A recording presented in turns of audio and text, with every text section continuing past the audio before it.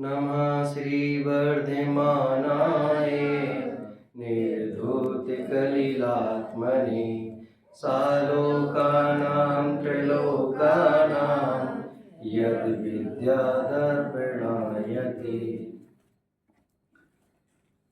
श्री रत्नगढ़ साहब का आचार्य पंडित सदाशिवदास जी द्वारा रचित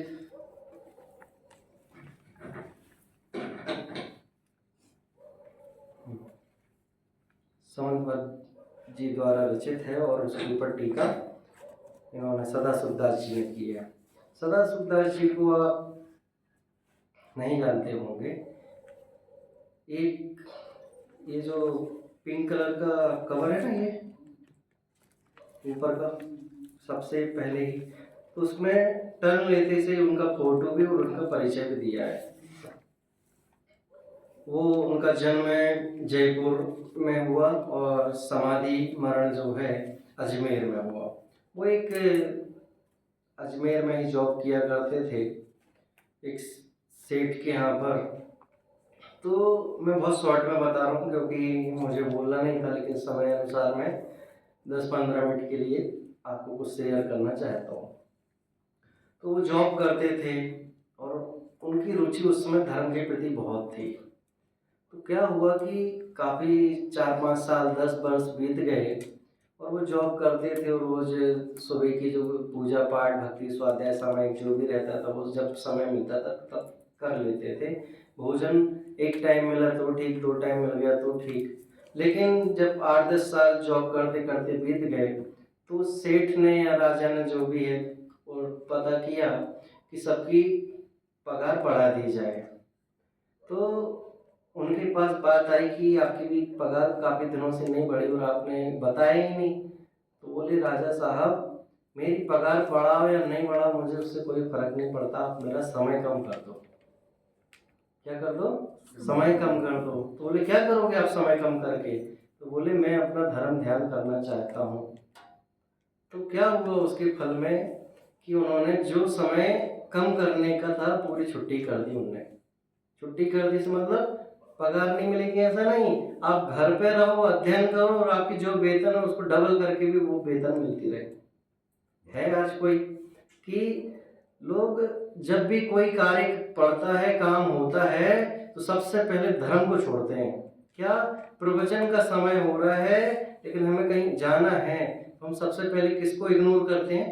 प्रवचन को करते हैं, मंदिर जाने को इग्नोर करते हैं, भक्ति को इग्नोर करते हैं। क्यों? हमें जाना वहाँ जरूरी है। लेकिन जो धर्म में रचे पचे रहते हैं वो कहते बाकी के काम बाद में, पहले ये काम होगा। प्रवचन का समय हो रहा है, टीवी पर भी आ रहे हैं या मोबाइल पर सुन रहे हैं या प्रत्यक्ष जा रहे हैं और अचानक कोई मेहमान आ जाए तो हम सबसे पहले किस काम को छोड़ते हैं? प्रवचन को जाना सुनना छोड़ते हैं। जबकि होना ये चाहिए कि प्रवचन का समय हो रहा है, आप भी हमारे साथ चलो, आप भी हमारे साथ बैठो, तो वो जिंदगी भर आपको याद रखेगा। लेकिन हम एक समय के कारण इंद्रियों में उसकी फालतू चर्चाओं करने के लिए, सुनने के लिए 1 घंटा का समय खराब करते हैं और व्यर्थ में ही समय गुजारते हैं। तो हमें अपना समय खुद चूज करना पड़ेगा। तुम्हारे कर्म तुम्हारे साथ है, हमारे कर्म हमारे साथ है। मैं एक उदाहरण देता हूँ कि किसके साथ क्या है। एक फिर से राजा आ गया भैया कि एक किंग था राजा, जो उसे कुछ दिखाई नहीं दे रहा था या फिर कुछ बीमारी होने के कारण वैद्य ने उससे कहा कि आप ग्रीन वस्तुओं को ज़्यादा देखो तो आपको क्लियर दिख सकेगा। क्यों? पहले समय में चश्मा तो चलते नहीं थे, तो आयुर्वेदिक वैद्यराज ही सब किया करते थे ये सब चीज़ें। तो उसने कहा कि आप ये करो वो करो। तो उसने कहा जितना हो सकता है सैनिकों द्वारा, राजा मंत्रियों द्वारा, कि आप ग्रीन ग्रीन चीज़ें कर दो। तो क्या किया कि घर के महलों में ग्रीन कलर कर दिया। बोले यार मज़ा नहीं आ रहा। तो उन्होंने कर्टन जो होते हैं, बेडशीट होती है, जितना भी हो सकता है उसमें सब ग्रीन ग्रीन कर दिया। तो बोले ये तो घर के अंदर की बात होगी भैया, मैं क्या बाहर भी नहीं निकल सकता कि इस चक्कर में? तो उसने फिर पूरे नगर में भी ग्रीन ग्रीन करवा दिया।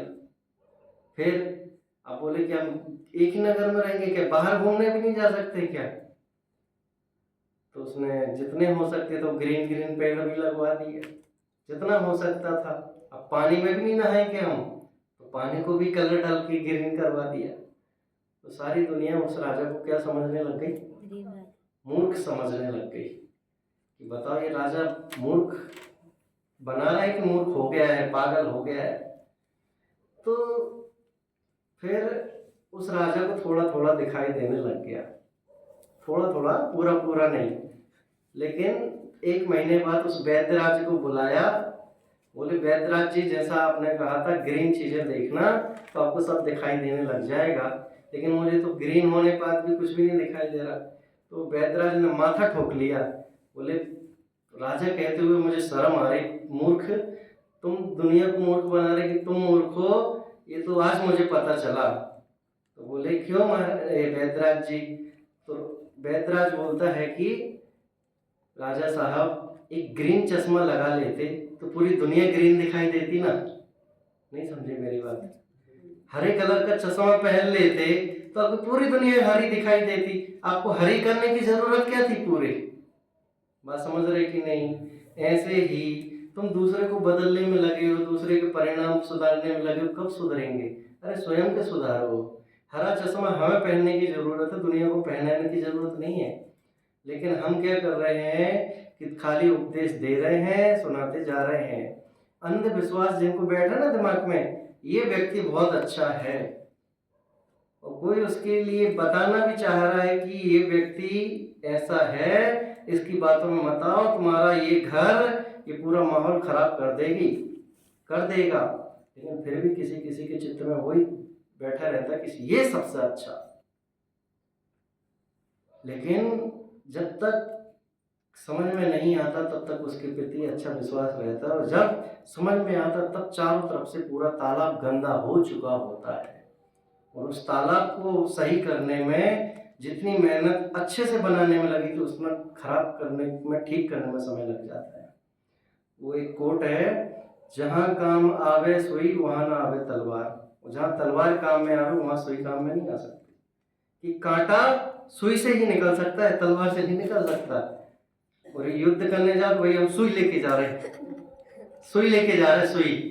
हाँ, तो बोलो, युद्ध हार के आएगा कि जीत के आएगा? अरे उसकी सुई कोई काम में नहीं आने वाली। ऐसे ही हमारा परिणाम, हमारे कर्म, हमारे उदय हमारे साथ में काम में आने वाले, कोई किसी के काम में आने वाला नहीं है।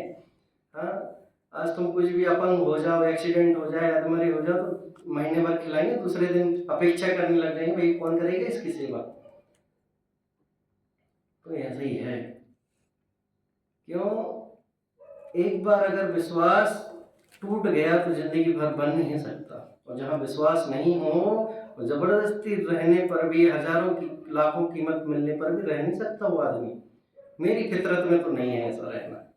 लेकिन जिसकी फितरत में हो, खाली खाओ पियो मस्त, फोन देखने वाला, क्या करने वाला है, ऐसा किस काम का पैसा?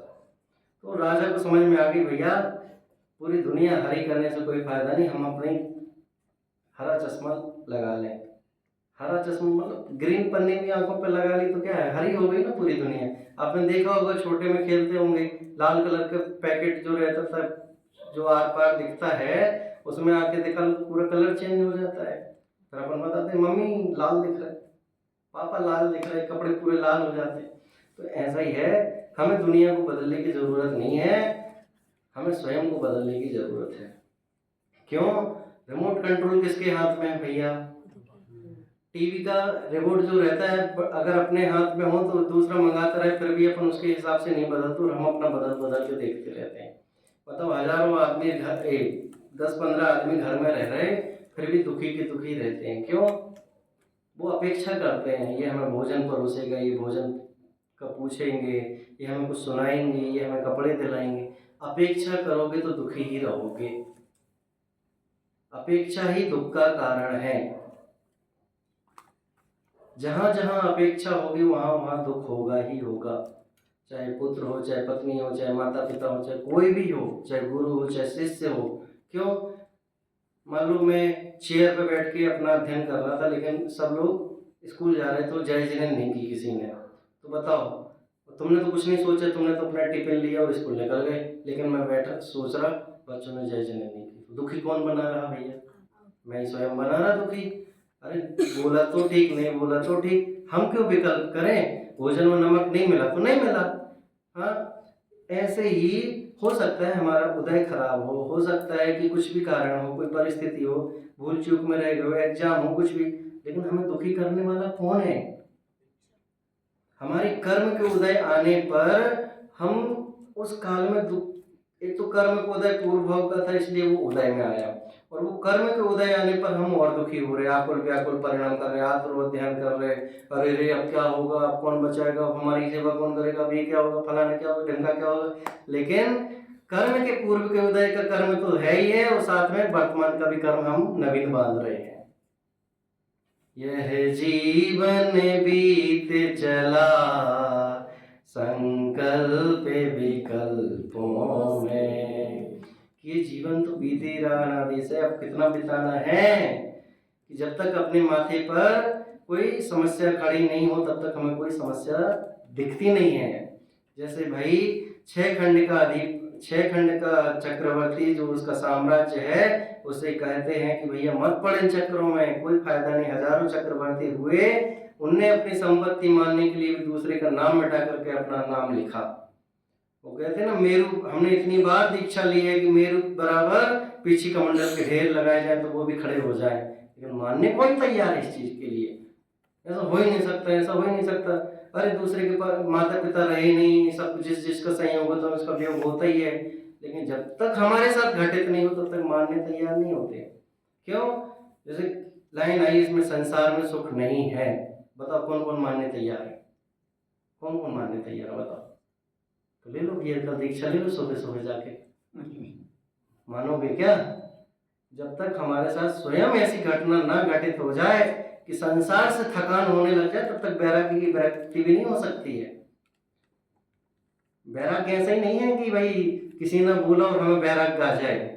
वो एक कहानी सुनाई थी मैंने पिछली बार कब सुनाई थी पता नहीं, कि एक सेठानी को वैराग्य आया और उसने घर से निकलने की जाने की नक्की कर ली कि भाई अब नहीं रहना घर में।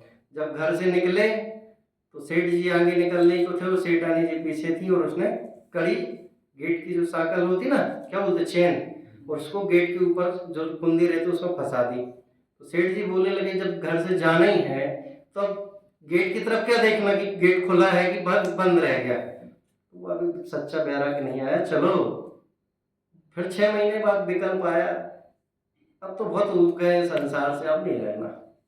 तो ठीक है भैया, अब एक चीज में तो गड़बड़ हो गई थी, गेट पिछली बार लगा दिया तो वापस बुला लिया सेठ जी ने, अब नहीं करना ऐसा। तो अब गेट खोल दिया, चलते चलते चलते 1 आध किलोमीटर 2 किलोमीटर चले, और सेठानी जी आगे चल रहे थे, सेठ जी पीछे चल रहे थे। सेठानी जी को एक कंगन मिला सोने का, और चलते चलते उन्होंने धूल से ढक दिया।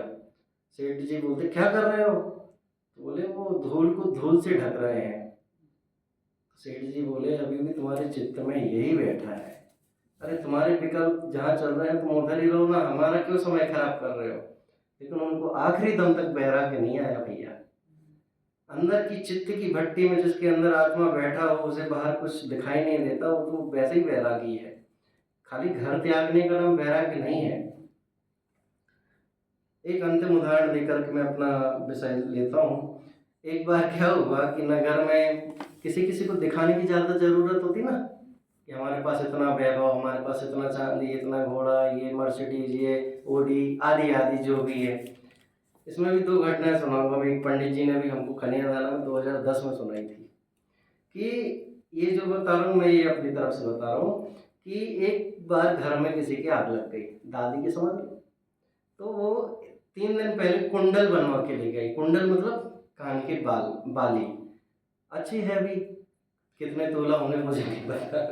तो घर में आग लगने पर सारे नगर 2 दिन से वो कान में कुंडल पहन के घूम रही, किसी ने कुछ नहीं बोला, लेकिन अपेक्षा थी उसे सुनने की कि कोई बोलेगा कोई बोलेगा। तो उसने क्या करा, केरोसिन अपने घर में खुद के ऊपर डाली और आग लगा ली, और उसके कारण उसका घर जलने लग गया।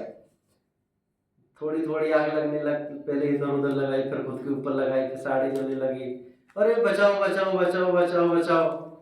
तो बचाने में, पानी डालने में सब हो गया, खुद के ऊपर आग लेकर लगी थी, लोगों ने पानी आनी डाला, अरे तुम्हारे कुंडल तो इतने अच्छा लग रहे। तो क्या बोली पता है महिला, अरे पहले बोल देते तो इतना नाटक नहीं करना पड़ता। समझ में आया कि नहीं आया? पहले बोल देते तो इतना नाटक नहीं करना पड़ता। तो सामने बोला मतलब, अरे ये आग लगी नहीं थी, लगाई गई थी। काहे के लिए? कि ये जो कुंडल है उसकी तुम प्रशंसा करो। बताओ भैया, वस्तुओं की प्रशंसा करने से आत्मा सुखी हो सकता है क्या? घर का वैभव देख करके आत्मा सुखी नहीं होता, बाहर की पराधीनता को देख करके सुखी नहीं होता। मेरी आत्मा की जो अनंत शक्तियां हैं वो तो आत्मा में ही है। बाहर के पर द्रव्य मुझे कोई सुखी कर सकता है, कोई दुखी करता है, ये तो हमारी भूल है। लेकिन हम माने तब तो। हमारे चित्त में तो वही बैठी है जो अनादिकाल से हम जैसे सुख मानते आ रहे हैं। सुख तो वास्तव में उन भगवंतों ने जाना जो तिर गए। हमारे तुम्हारे जैसे रह करके भगवान अनेकों पर्याय में रोले, काटे, मारे गए, पीटे गए, खाल छीनी गई, उल्टा टांगा गया, काटा गया, पीटा गया, फिर भी भेद विज्ञान नहीं हुआ तो क्या होगा?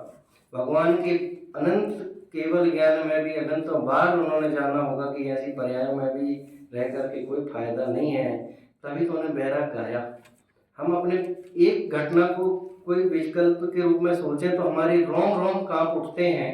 तो सोचो अनादिकाल में हमारे साथ कितनी घटनाएं घटी होंगी, तो क्यों ना हमारे लिए इस संसार से विरक्ति होनी चाहिए। देखो दूसरे नंबर का श्लोक। अब आगे धर्म, पहले रत्नगण सापकाचार का अर्थ देखो भाई। श्री रत्नगण सापकाचार, श्री मतलब होता है अंतरंग बहिरंग से रहित लक्ष्मी। रत्न मतलब रत्न, रत्नात्रय। कर्ण मतलब होता है पिटारा। श्रावका चार, श्रा मतलब श्रद्धावान, बा मतलब विवेकवान, का मतलब क्रियावान। क्या शब्द बोले? तीन, कौन रिपीट करेगा? बोलो भैया। श्रा मतलब श्रद्धावान, व मतलब विवेकवान और का मतलब क्रियावान। कौन बोलेगा? और श्रद्धावान, विवेकवान, क्रियावान। एक साथ बोलो। श्रद्धावान, विवेकवान, क्रियावान। कैसा होता है श्रावक?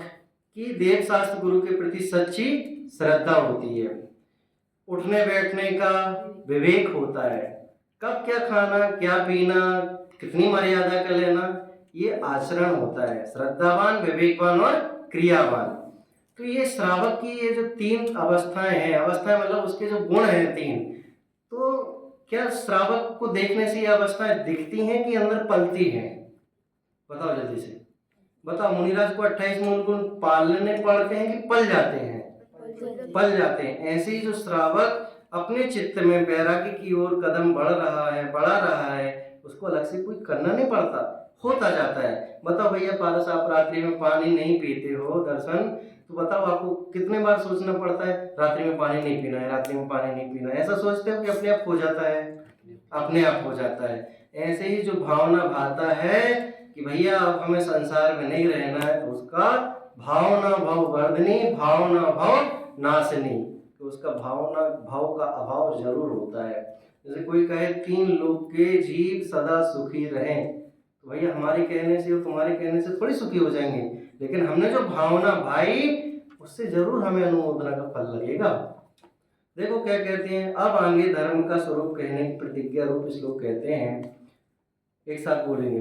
देशयामि समीचीनम् धर्मं कर्म निवारणं संसार दुःखतः सत्वान् यो धरेत्युत्तमे सुखे। क्या कह रहे भैया?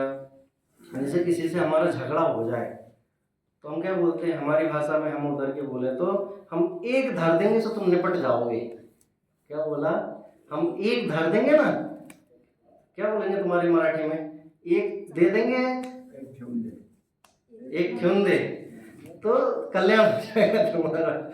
तो ऐसे ही यहाँ पे क्या कह रहे हैं सुभद्र जी कि हम धर्म को उपदेश दे रहे हैं, मतलब कि तुम अपने स्वरूप में ही धर दो, तुम अपने स्वरूप में ही रम जाओ, उससे ही तुम्हारा धर्म होगा। अभी पढ़ेंगे तो उसमें आएगा धर्म का शब्द का क्या, देशयामि समीचीनम धर्मम करो निवारणम, कि ये सच्चा सुख कैसा है, सच्चा समीचीन धर्म कैसा है कि संसार को तारने वाला है, दुख दुख से दूर करने वाला है और कर्मों का निवारण करने वाला है। कौन? सच्चा धर्म। कैसा है सच्चा धर्म भैया? भैया बताओ, धर्म कहाँ मिलता है? मॉल में, दुकान में? बताओ भैया, पुणे में मिलता है क्या? कितने किलो में मिलेगा धर्म? बताओ भैया, 1500 करोड़ कितने का मिलेगा? डॉलर में मिलता होगा। भारत में नहीं मिलता तो चाइना में तो मिलता होगा, अमेरिका में कहीं तो मिलता होगा। कौन सी जगह जाए बताओ भैया धर्म मिल जाए? हेरले में मिलता है क्या? कहाँ मिलता है बताओ भैया? कहाँ मिलता है धर्म? है इधर आके आत्मा आत्मा करने लग गए। पहले कहाँ थी तुम्हारी आत्मा इधर आने के पहले? है भैया, धर्म कहीं नहीं मिलता, बोरे में नहीं मिलता, बाजार में नहीं मिलता, दुकान में नहीं मिलता, खरीदने से नहीं मिलता, किसी के कहने से नहीं मिलता। देखो भाई, धर्म तुम किस चीज को मानते मुझे नहीं पता, इधर आके भी तुम किसको मानते मुझे वो भी नहीं पता, लेकिन धर्म की सच्ची परिभाषा क्या है वो आज समझ लो। पूजन करने में धर्म है क्या? नहीं। भक्ति करने में, उपवास में, क्रियाकांड में, स्वाध्याय में, अभिषेक में, इन सब में किसी में धर्म नहीं है। तो क्या करें? धर्म इस चीज को छोड़ दें? तो फिर काहे के लिए कर रहे? जब धर्म है ही नहीं तो काहे के लिए कर रहे? देखो, हर चीज का उत्तर है। गुरुदेव श्री तो ये कहते थे कि ये सब तो छोड़ने योग्य है। हे मतलब त्यागने योग्य, छोड़ने योग्य। तो टोडरमल जी ने मोक्ष मार्ग प्रकाशक में क्या लिखा कि जब तुम इन वस्तुओं को छोड़ दोगे तो क्या पाप प्रवृत्ति में प्रवृत्त होगे? प्रश्न समझ में आया? भाई, पूजन करने योग्य नहीं है, भक्ति करने योग्य नहीं है, क्रियाकांड जो भी है वो करने योग्य नहीं है, तो फिर करेगा क्या? अशुभ से शुभ में आना और शुद्ध में जाना ये हमारे बस की बात नहीं है। शुद्ध में तो दो चीजें हैं अपने पास, अशुभ उपयोग, शुभ उपयोग। अभी तक हम क्या कर रहे थे? पापाचरण कर रहे थे, दुख के मतलब पर वस्तुओं को अपना मान रहे थे। अब धीरे धीरे क्या किया हमने? अशुभ से शुभ में आए, फिर शुभ में से अशुभ में गए। मंदिर में आके क्या किया? पूजन की, तो हमने क्या किया? शुभ कार्य किया, भक्ति किया, पूजन भक्ति किया, आदि आदि प्रक्षाल पूजन की, भैया वृत्ति की, चंदन घसा, पूजन की थाली लगाई, एक थाली का माल दूसरी थाली में ट्रांसफर किया। तो बताओ भैया, अशुभ से तो शुभ में आ गए, लेकिन क्या इससे तुम्हारा धर्म हो जाएगा क्या? बताओ भाई, कौन बताएगा मेरे प्रश्न का उत्तर? अर्णव, तुम बताओ भाई। बताओ, एक राइट हैंड में तुम्हारे को लोखंड की जंजीर से जकड़ा, बंदी बना दिया, दूसरे हाथ में सोने की जंजीर से बांध दिया। बताओ किसमें सुख अनुभव कर रहे हो तुम? अरे सोने की है, खुश होना चाहिए ना यार। हाँ, दीप तो कह रहा कि अगर हमें सोने की मिल जाए तो हम तो माला माल हो जाए, फिर कमाने की झंझट ही खत्म। अरे भाई, सोने की रुए लोहे की दोनों तो बंधन है। ऐसे ही अशुभ के कार्य करो या शुभ के कार्य करो, दोनों तो संसार के कारण है, चाहे पुण्य हो चाहे पाप। लेकिन कहीं ना कहीं तो एक प्रश्न उठता ही होगा ना, अशुभ की अपेक्षा तो शुभ तो अच्छा ही है ना, पाप की अपेक्षा तो पुण्य भला ही है ना। चलो भाई ठीक है, मान लिया। तो यही जीवन, यही करते करते तुम्हारा कल्याण हो जाएगा क्या? नहीं होगा। तो इससे भी एक चीज अलग है कि मैं इन सब चीजों का करता नहीं हूं, डरता नहीं हूं। यही तुम्हारा सबसे बड़ा मंत्र है आज। क्या? पूजन करने में, भक्ति करने में आनंद की जो अनुभूति हुई उसका नाम धर्म है। क्या बोला?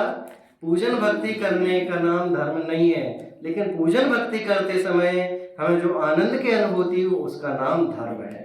समझ में आ गया? नोट करते जाना पूरा टू द पॉइंट।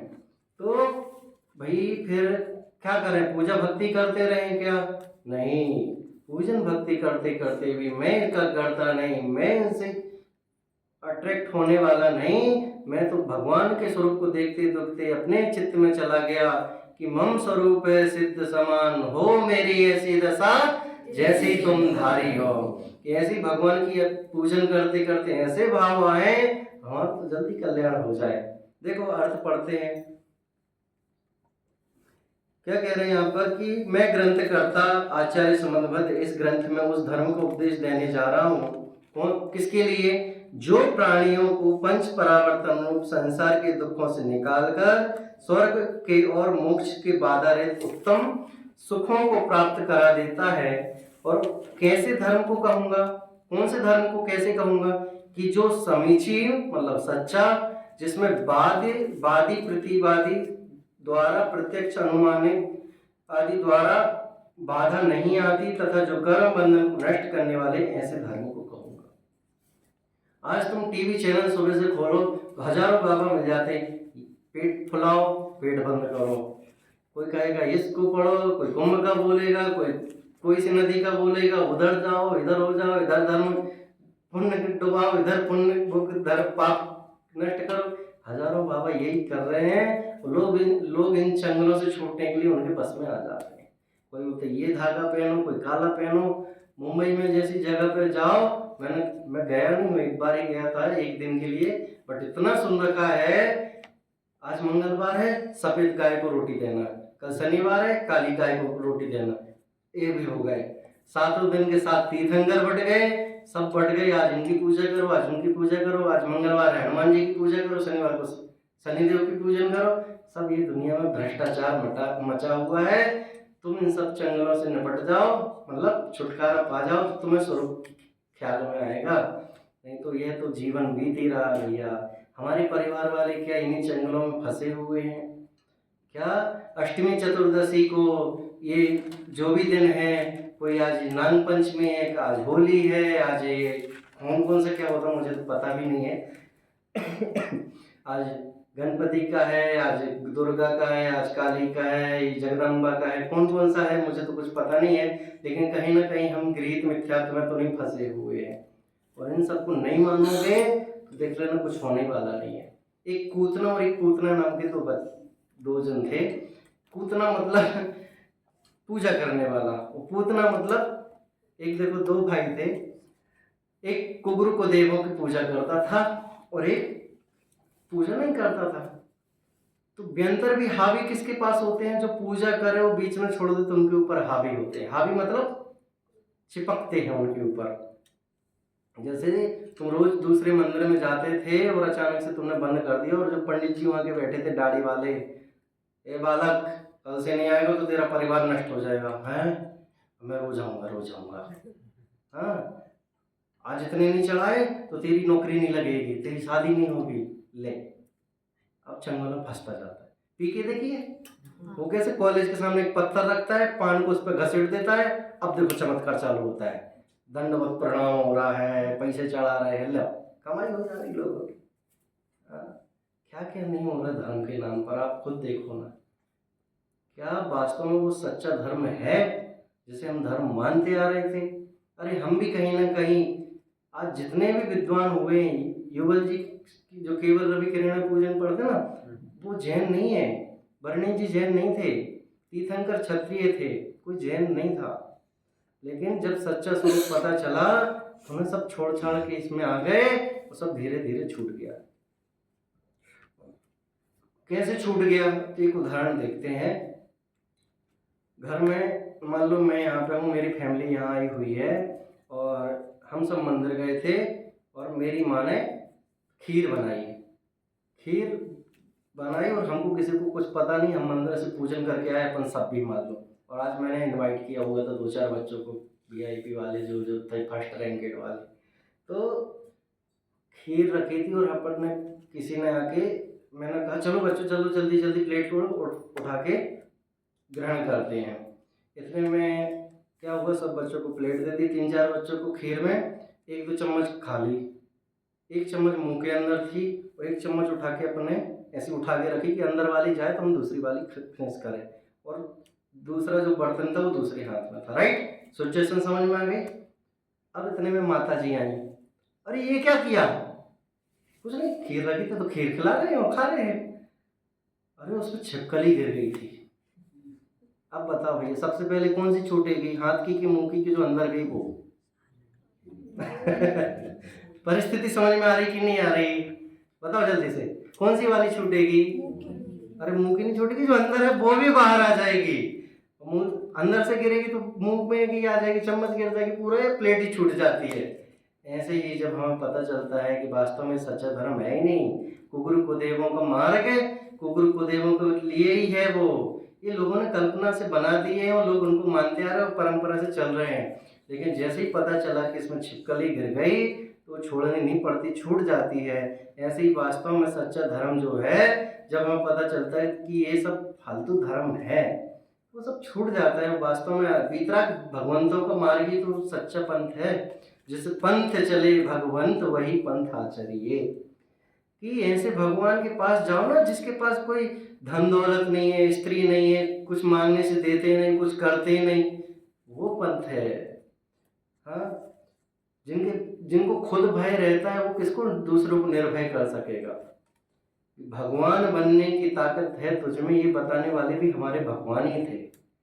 हाँ, जो खुद दूसरों को लेकर के बैठे हैं, जिसके पास गदा है, त्रिशूल है, दूसरे का सिर कटा हुआ है, हाँ क्या क्या है, भोग चढ़ाने जाओ, ये रोटी दो वो रोटी दो, भगवान को खुश करना है तो पहले माला ले जाओ, डिब्बा ले जाओ, 56 प्रकार के भोग तैयार करो, यज्ञ करो, आहुति दो, इन सब से खुश होने वाले हैं।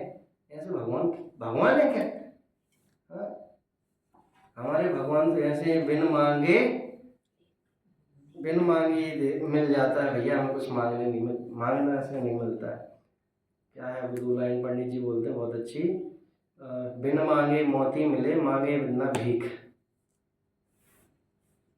बिन मांगे मोती मिले, बिना मांगे तो मोती मिल जा रहे हैं, मांगने से तो भीख भी नहीं मिल रही है।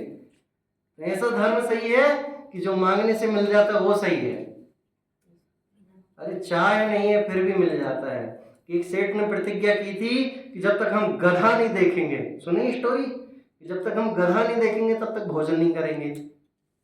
4 पैर वाला गधा जो वजन होता है, लेकिन वो तो गधा देखने गया और एक किसान उधर मिट्टी भर रहा था तो उसको सोने का बर्तन मिल गया। तो सेठ ने उधर से चिल्लाया, देखा क्या उसने दूर से? गधा। और किसान को क्या मिल गया उधर? सोने का बर्तन। अब सेठ ने चिल्लाया, मिल गया, देख लिया देख लिया देख लिया। अब किसान को क्या पता था कि ये इसने सोने का बर्तन देखा कि गधा देखा।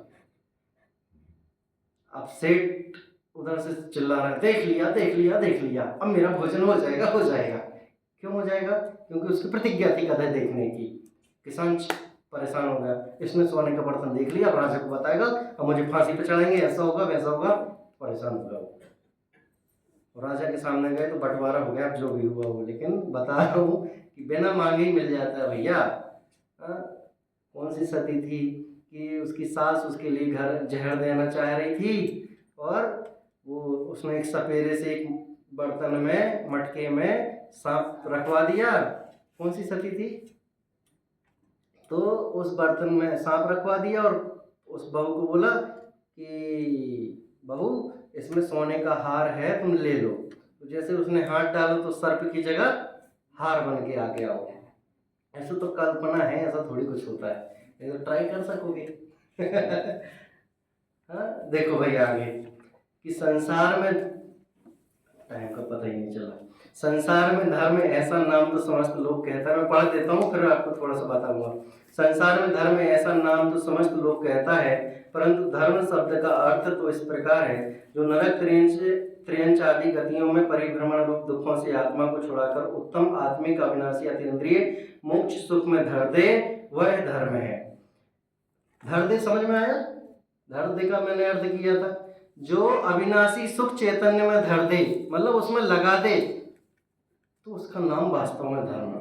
ऐसा धर्म मूल, देखो हम क्या क्या बोल रहे हैं, पैसे के बदले में नहीं आता, जो धन खर्च करके दान सम्मान आदि द्वारा ग्रहण कर ले, किसी का दिया नहीं मिलता, जो सेवा उपासना द्वारा प्रसन्न करके ले लिया जाए, मंदिर पर्वत जल अग्नि देव मूर्ति तीर्थ क्षेत्र आदि में नहीं रखा है।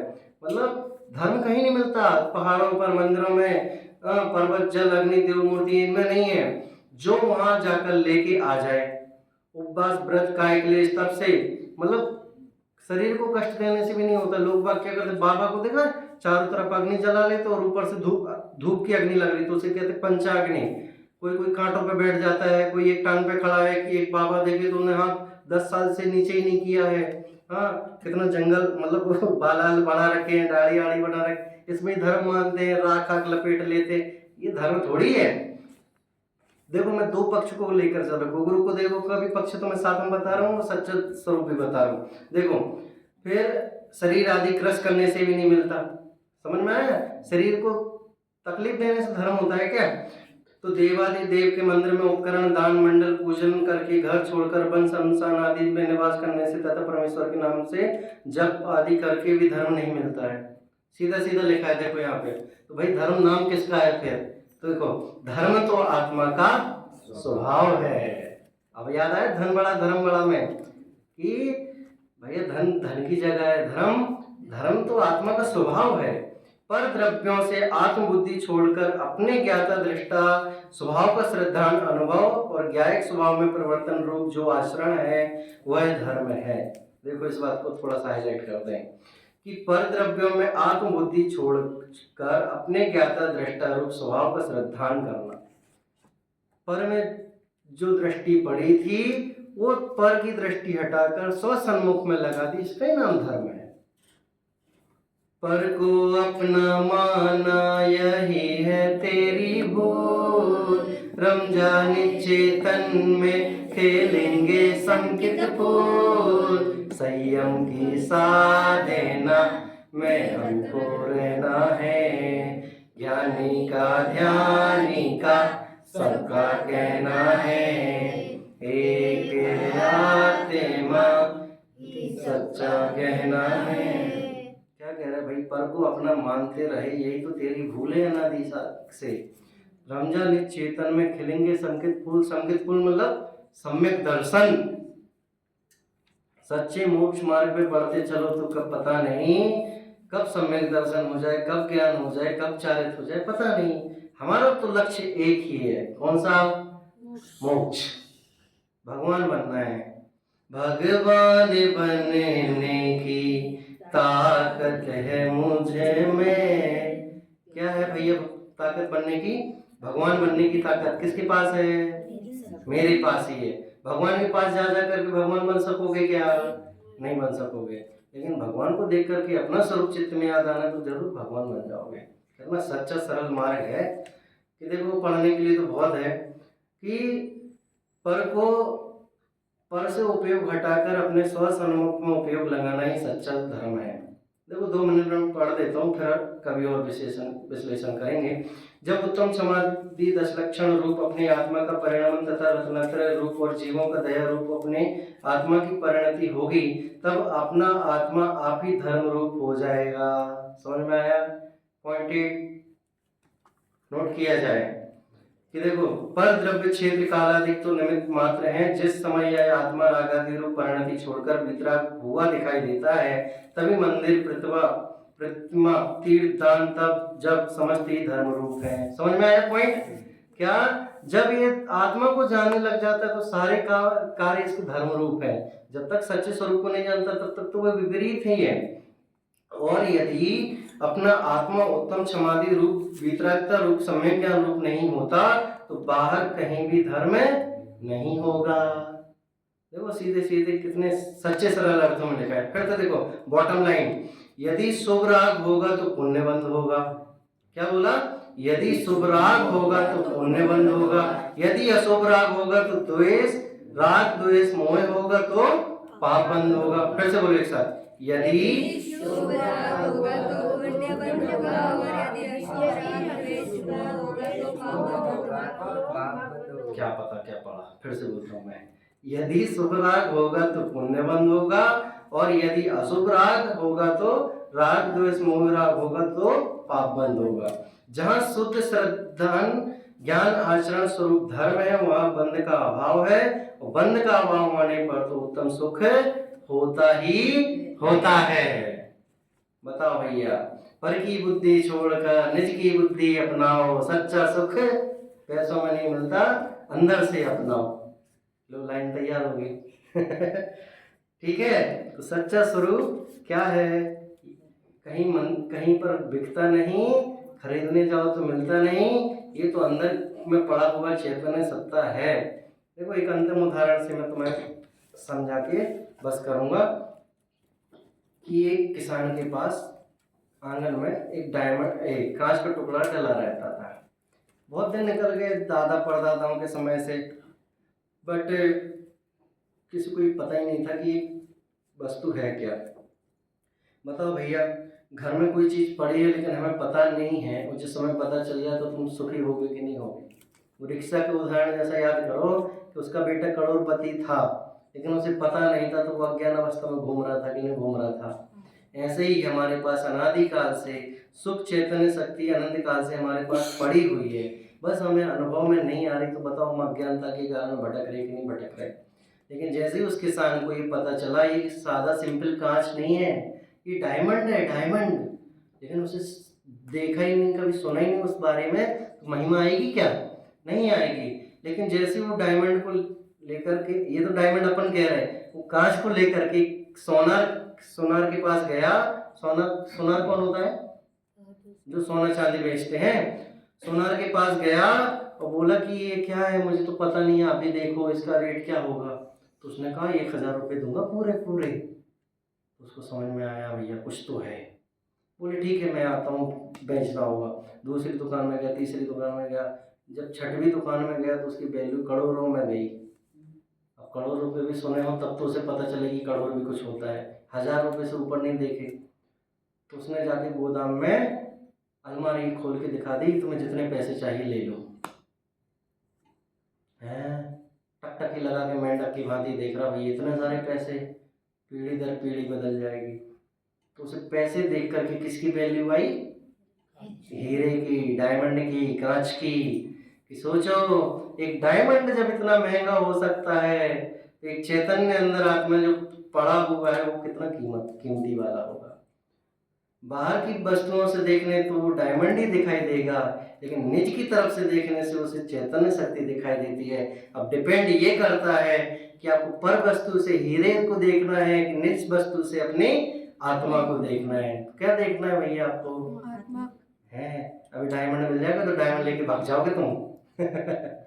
हाँ, कि भाई संसार में हो तो संसार के विकल्प आएंगे, जो संसार से व्रत हो चुके या हो रहे हैं उन्हें मोक्ष मार्ग के विकल्प आएंगे। तो भाई हमें डिसीजन करना है कि आत्मा में रमना है कि संसार के विकल्पों में जमना है। हम तो बस पर को भूल निज को अपनाएं और मोक्ष मार्ग में रम जाए, इसी भावना से ओम नमः।